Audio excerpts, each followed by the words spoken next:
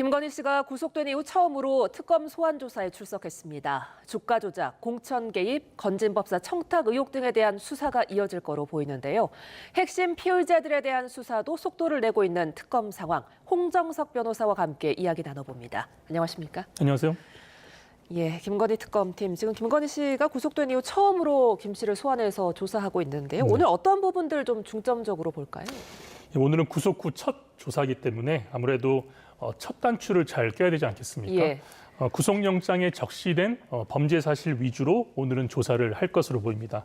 말씀하신 것처럼 도이치모터스 주가 조작 사건, 그리고 공천 개입, 그리고 통일교의 이제 청탁 문제, 이 부분들에 대해서 구속영장에 적시된 사실관계를 확인하고 관련자들의 진술도 확인하는 그런 부분에 주력해서 조사가 이루어질 것으로 보입니다. 예, 그런데 지금 김건희 씨가 여러 물증이나 증언에도 계속해서 모르쇠 전략을 쓰고 있는데 이 태도가 좀 바뀔지 모르겠네요. 이제 구속이 됐기 때문에 제가 볼 때는 태도가 조금 다 바뀔 것으로 보입니다. 다만 혐의에 따라서 태도가 조금 다를 것으로 보이는데요. 예. 하나씩 간단하게 설명을 드리면 먼저 예. 도이치모터스 사건에 대해서는 태도 변화가 있을 것으로 보입니다. 왜냐하면 관련자들이 이미 확정 판결을 통해서 집행유예 판결을 받았기 때문에 본인도 공범으로 지금 구속영장에 적시가 돼 있거든요. 예. 그러면 공범의 지위이기 때문에 이 형보다 높게 받을 가능성이 없다, 이렇게 판단하면은 여기에 대한 진술은 어느 정도 바뀔 가능성이 높다고 보고요. 두 번째, 공천 개입 사건도 지난번 조사 때 본인은 아무것도 아닌 사람, 이렇게 벌써 말을 하지 않았습니까? 네. 여기에 대한 연장선상으로 정치자금법 위반은 윤석열 전 대통령이 한 거고, 김건희 씨는 본인은 아무것도 모르고 있었기 때문에 이 부분에 대해서 할 수 있는 게 없었다, 이렇게 얘기를 하면서 계속 다른 사람에게 이제 책임을 떠넘기는 쪽으로 이제 진술을 좀 구체화할 것으로 보이고요. 마지막에 이제 통일교 청탁, 건진법사 청탁 문제에 대해서는 아직까지 그 청탁의 대상 물품들이 나타나지 않지 않았습니까? 예. 따라서 이 부분은 기존 주장을 유지할 것으로 보입니다. 자, 그렇다면 이런 부분 따져볼 때 오늘 수사는 언제쯤 끝날까요? 오늘 수사는 아까 말씀드렸다시피 첫 수사이기 때문에 특검 측에서도 그렇게 무리하지 않고 수사를 진행할 것으로 보이고요. 그리고 줄곧 건강 등의 문제를 지금 주장해왔기 때문에 첫날부터 너무 강도 높은 수사를 해서 건강 문제를 이슈화하게 되면은 본인들한테도 좋을 게 없기 때문에 예. 늦어도 일과 중으로는 조사를 마치지 않을까, 그렇게 조심스럽게 예상해 봅니다. 예. 자, 이제 뭐 20일 동안 이제 뭐 구속 수사를 할 수 있는 건데 계속해서 소환 조사를 하겠죠?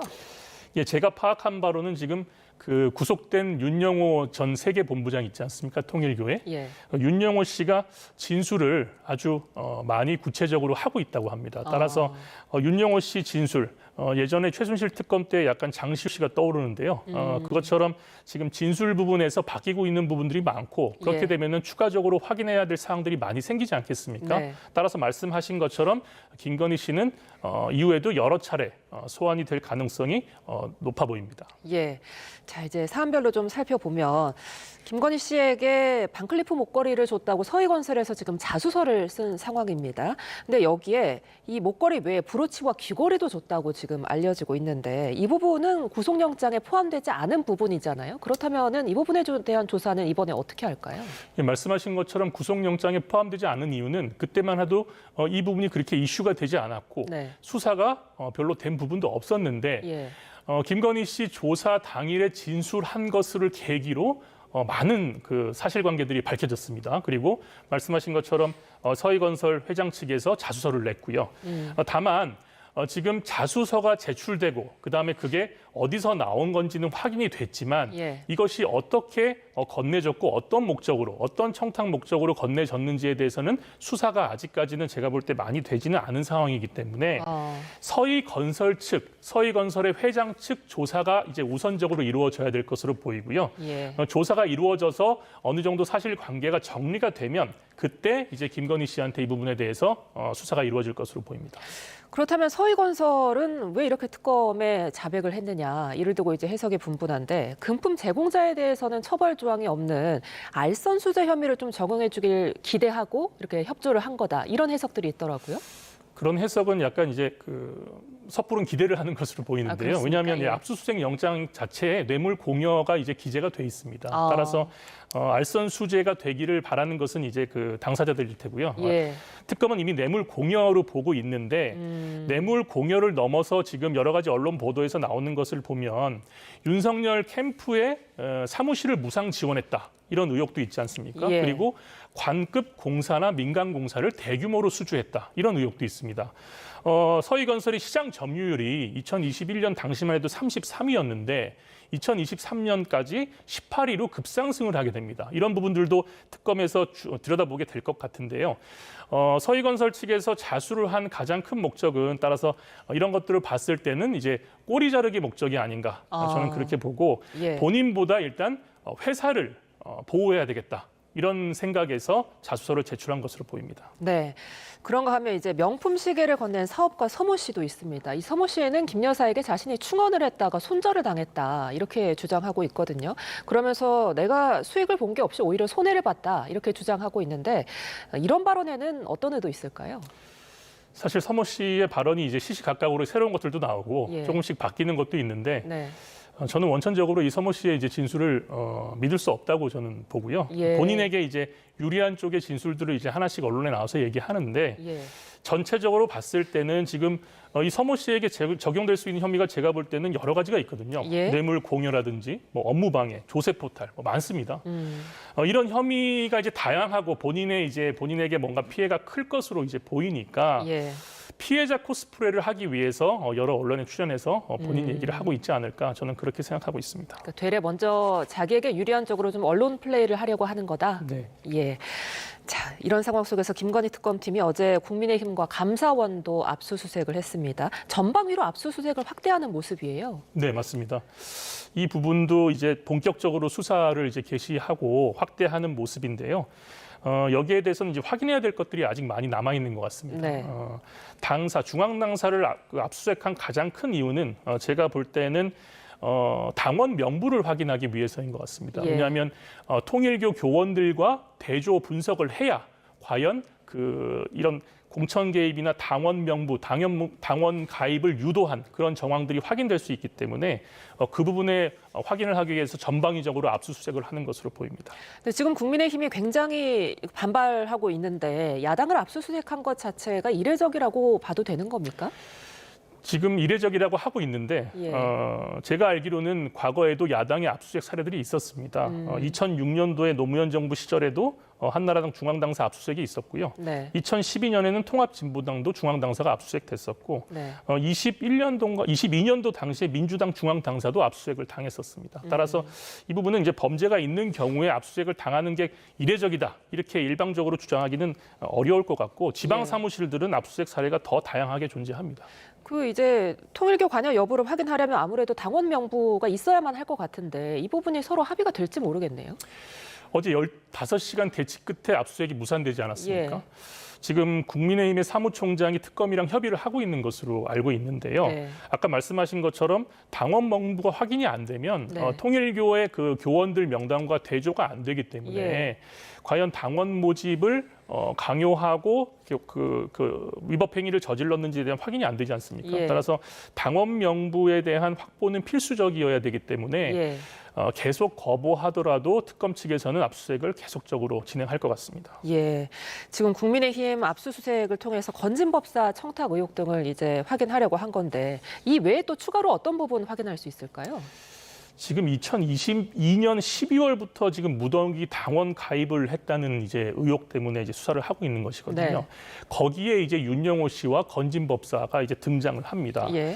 언론에도 많이 나왔지만 그 당시에 윤심은 권이라는 그 문자가 나오지 않았었습니까? 예. 여기에 관여한 중심 인물이 이제 윤영호 씨와 건진법사이기 때문에 이 부분 수사가 이루어지고 있는데 따라서 건진법사가 과연 어떤 목적으로 통일교와 그 결탁을 해서 이 부분에 대해서 위법 행위를 저질렀는지에 대해서 더 확대해서 수사가 이루어질 것으로 보입니다. 자, 이제 특검팀이 건진법사 전성배 씨도 18일에 피의자 신분으로 소환을 한다고 하는데요. 이 전성배 씨가 김건희 씨에 대한 구속영장에 알선수재 혐의 공범으로 적시돼 있다면서요? 네, 맞습니다. 통일교에서 이제 그 물품을 이제 전달하는 과정에서 중간에 있었던 사람이 건진법사인 거죠. 그래서 예. 윤영호 씨와 이제 김건희 씨를 연결시켜주는 연결 창구로 역할을 했기 때문에 알선수재의 공범으로 구속영장에 적시가 되어 있습니다. 그 건진 전성배 씨에 대해서는 어떤 수사 계속해서 이어질까요?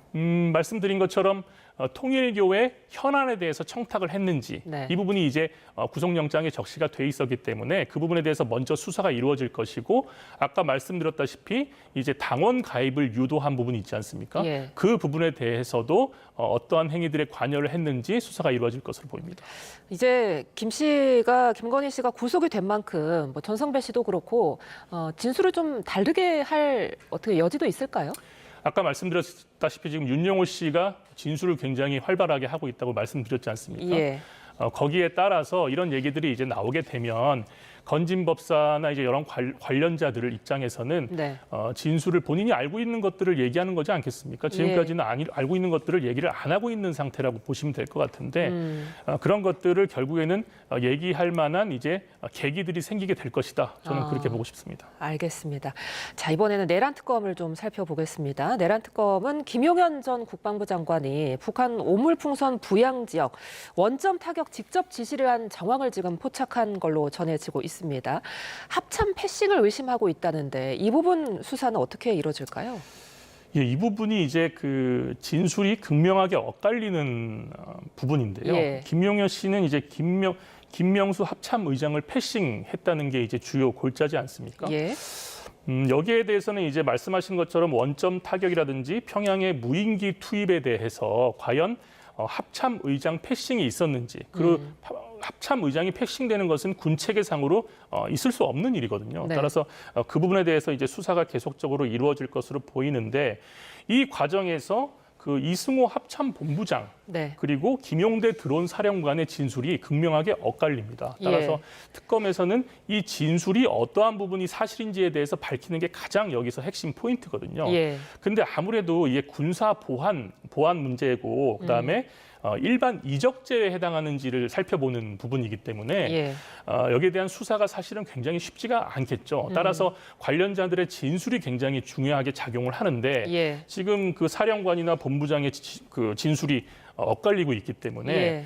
좀 더 강도 높게 조사가 이루어질 것으로 보입니다. 그러니까 말씀하신 것처럼 김용대 드론 작전 사령관은 오늘 합참 패싱 의혹에 대해서 부인을 하더라고요. 맞습니다. 본인은 분명하게 다 보고를 했고 예. 합참 의장이 뭐 초콜릿이나 사탕 같은 걸 넣는 건 어떠냐 뭐 이런 얘기까지 있었다고 하는데 예. 사실 그 진술이 굉장히 구체적이어서 예. 초콜릿 사탕을 지어내기는 또 어렵지 않습니까? 예. 그래서 저는 이제 그 부분이 또 사실일까도 하는데 또 거기에 반해서 이승호 합참 본부장의 진술도 구체적으로 들어보면 되게 구체적이고 그 당시 상황이 아니었으면 얘기하기 힘든 부분들이 있더라고요. 그래서 네. 그 두 부분이 그렇게 엇갈리기 때문에 어떠한 부분이 사실인지에 대해서는 특검에서 더 다른 증거들을 확보를 하면서 진술 확인이 이루어질 것으로 보입니다. 예. 자, 그런가 하면 이제 평양 무인기 의혹의 핵심 피의자 김용대 드론 작전 사령관을 재소환하면서 평양 무인기 의혹 사건이 지금 본격화하는 모양새입니다. 예, 이제 지금 김건희 씨 사건 때문에 특검 때문에 좀 내란죄 특검에 이제 관심에서 조금 벗어나 있었는데 네. 사실 일반 이적죄냐 외환죄냐에 대해서 굉장히 관심이 많지 않았습니까? 그래서 그 부분은 내란 특검에서 계속 수사를 하고 있었던 것으로 보이고요. 그래서 그 과정에서 지금 진술이 아까 말씀드렸던 대로 엇갈리는 부분들에 대해서 계속적으로 수사가 이루어졌고 그 부분에 대해서 이제 김용대 드론 사령관에 대해서는 제가 알기로는 이제 신변을 이제 어떻게 처리할 건지에 대해서도 고민이 깊은 것으로 알고 있거든요. 예. 그렇게 특검에서는 여러 가지 각도에서 수사를 하고 있는 것으로 보입니다. 그러니까 김용대 사령관에 대해서 영장을 재청구할 가능성은 얼마나 보세요? 아까 말씀드렸다시피 이제 진술의 내용을 확인을 해야 되겠는데 네. 어떤 진술이 사실인지를 모르겠으니까 강제 수사를 더 강하게 해야 되지 않겠습니까? 예. 그래서 지난번에 기각은 됐지만 이번에 추가로 확인된 증거들을 이제 첨부해서 특검 측에서는 추가로 구속영장은 재청구 정도는 한번 할 것으로 보입니다. 이렇게 그 관련자들 진술이 극명하게 엇갈리는 경우에는 어떤 식으로 사실관계를 좀 파악을 하는 겁니까? 진술 증거가 엇갈리는 경우에는 사실 물증이 있어야 되는 거죠. 근데 이제 아까 말씀드렸다시피 이제 군사 보안 사항이고 그 부분이 은밀하게 이루어진 부분들도 있고 또 비화폰 내용들도 있기 때문에 그 부분이 물증을 이제 찾기가 특검에서는 굉장히 어려운 상황이 있을 수 있을 것 같은데요. 이 부분에 대해서 그 두 사람만 관여한 건 아니지 않겠습니까? 따라서 그 외의 관련자들이 추가로 진술을 할 가능성도 있고 특검에서는 그런 부분들을 찾기 위해서 노력할 것 같습니다. 예. 자, 그리고 내란 특검에서는 이제 계엄 해제 결의안 표결 방해 의혹에 대해서도 수사를 박차를 가하고 있습니다. 추경호 전 국민의힘 원내대표가 비상계엄 선포 직후에 이제 뭐 대통령실 정무수석이나 윤 전 대통령과 통화한 내역을 확보를 했다고 하거든요. 이 의혹에 대해서는 언제쯤 소환 조사할까요? 지금 제가 알기로는 국민의힘 의원들 대상으로 참고인 지위로 이제 소환 요청을 했고 거기에 대해서 참석하겠다고 일부 회신이 왔고 실제로 조사도 좀 이루어지고 있지 않습니까? 네. 특검에서는 먼저 그 당시 상황을 구성을 해야 됩니다. 따라서 상황을 구성하려면 가장 잘 아는 사람들이 그 표결의 당사자들 아니겠습니까? 그래서 국민의힘 당사자들, 표결에 참여해서 뭐 찬성을 했던 반대를 했던 표결을 한 당사자들 위주로 참고인 조사를 먼저 해서 계엄 당시의 상황을 재구성을 먼저 할 것으로 보입니다. 재구성을 한 이후에 피고발인이자 피의자인 추경호 전 부총리부터 불러서 조사가 이루어질 것으로 보입니다. 이제 국민의힘 의원들 전반적으로 수사 대상이 좀 확대되겠죠?